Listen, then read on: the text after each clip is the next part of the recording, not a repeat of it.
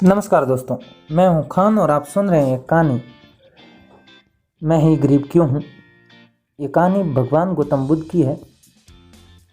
आजकल के लोग, अधिकतर लोग अपने जीवन से संतुष्ट नहीं हैं। उन्हें लगता है कि मैं ही गरीब क्यों हूं, मैं दूसरों से कमज़ोर क्यों हूं। उन्हें अपने आप में दूसरों के मुकाबले कमी लगती है। वे इसका कारण दोष भगवान को देते हैं, उन्हें अपनी स्थिति का कारण ठहराते हैं। इस कहानी में आपको इस प्रश्न का उत्तर मिल जाएगा और आप अपने जीवन में संतुष्टि महसूस करेंगे। तो स्टार्ट करते हैं कहानी। बहुत समय पहले की बात है। एक गांव में धर्म उपदेश देने के लिए लगे हुए शिविर में भगवान गौतम बुद्ध पहुँचे। गांव के लोग अपनी अपनी समस्याएं लेकर उनके पास जाते और उनसे समाधान प्राप्त कर एक नई ऊर्जा के साथ वापस लौटते। गांव के बाहर एक गरीब रहता था। वो ये सब देख रहा था। बुद्ध के पास आते जाते लोगों को निहारता रहता था। उसने देखा कि दुखी चेहरा लिए हुए भारी कदमों से लोग भगवान गौतम बुद्ध के शिविर में जाते हैं और नई ऊर्जा के साथ चेहरे पर खुशी व आनंद लिए वापस लौटते हैं। गरीब ने सोचा, क्यों नहीं मैं भगवान गौतम बुद्ध के पास अपनी समस्या लेकर जाऊं। ये सोचकर हिम्मत करके वह भी शिविर की ओर चल देता है। शिविर में एक एक करके क्रमबद्ध तरीके से व्यक्तियों को प्रवेश मिलता है, इसलिए वह अपनी बारी की प्रतीक्षा करने लगा। जो कुछ उसने रास्ते में देखा अब उसे यहाँ साक्षात देखने को मिल रहा है। लोग एक एक कर अपनी समस्या बता रहे थे।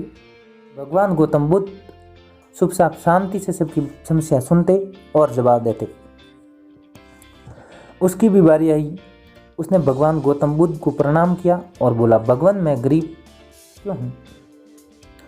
भगवान गौतम बुद्ध मुस्कुराए और बोले, तुमने कभी किसी को कुछ दिया ही नहीं, इसलिए गरीब हो।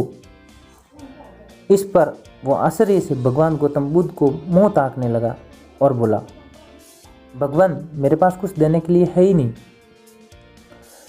बड़ी मुश्किल से गुजारा हो पाता है और कभी कभी तो भूखे ही सोना पड़ता है। इतना गरीब हूँ मैं। भगवान गौतम बुद्ध शांत भाव से बोले, तुम्हारे पास एक चेहरा है, किसी को भी मुस्कुराहट दे सकते हो। तुम्हारे पास मुंह है, किसी को भी प्रशंसा भरे शब्द कह सकते हो। जो हाथ तुम्हारे पास है, किसी की भी मदद कर सकते हो। दरअसल जिसके पास में ये तीन चीज़ें हैं वह भला कैसे गरीब हो सकता है। गरीबी का भाव मन में होता है। मन से भ्रम निकाल दो, लोगों को देते जाओ, गरीबी अपने आप ही दूर हो जाएगी। ये बातें सुनकर उस गरीब का चेहरा चमक उठा। उसे अपने प्रश्न का उत्तर मिल चुका था। अब उसने मन में गरीबी का भाव दूर हो गया। इस शिक्षा को जीवन में उतार कर कुछ ही दिनों में उसका जीवन खुशियों से भर गया। इसके साथ ही अपनी कहानी समाप्त हो जाती है, पर जाते जाते ये कहानी एक जीवन की नई सीख दे जाती है। मंदिरों में भी लोग जाते हैं तो कुछ ना कुछ मांगते रहते हैं और जीवन भर घुट घुट कर रो रो कर समय बिता देते हैं।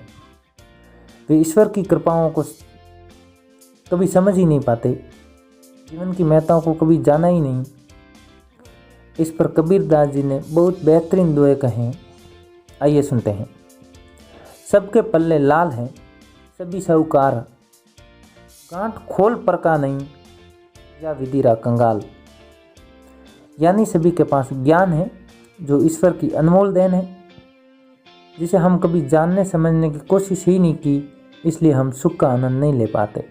मित्रों, मनुष्य जीवन एक अनमोल अवसर है और विधाता की असीम कृपा का तोहफा है। हमारा सर्वप्रथम कर्तव्य होता है कि हम उस पर परम परमेश्वर की इनायतों को समझें, ईश्वर की कृपा को जानने की कोशिश करें। इसका सबसे आसान तरीका है खुद को समझना। हमारा अस्तित्व क्या है, हमारा लक्ष्य क्या है, हमारे क्या कर्म है आदि। सभी बातों को सुनने के बाद हम ये समझ चुके हैं कि हमारे पास ईश्वर की दी हुई अनमोल तोहफे हैं, जिनसे आज मानव नई नई उपलब्धियों को पा रहे हैं, ऊंचाइयों को छू रहा है।